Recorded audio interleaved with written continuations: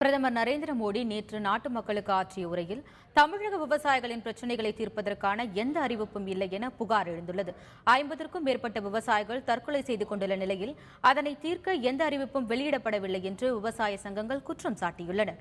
தமிழ்நாட்டில் இருக்கக்கூடிய விவசாய நெருக்கடியை கணக்கில் எடுத்துக்கொள்ள வேண்டிய மத்திய அரசாங்கம் அது பற்றி தன்னுடைய உரையிலே எதுவும் நரேந்திர மோடி குறிப்பிடவில்லை என்பது இங்கே கவனத்தில் கொள்ளத்தக்கது.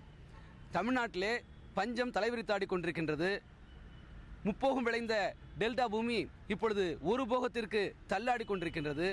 விவசாயத்திலே ஏற்பட்டக்கூடிய பாதிப்பின் காரணமாக 50க்கும் மேற்பட்ட விவசாயிகள் செத்து மடிந்திருக்கின்றார்கள்.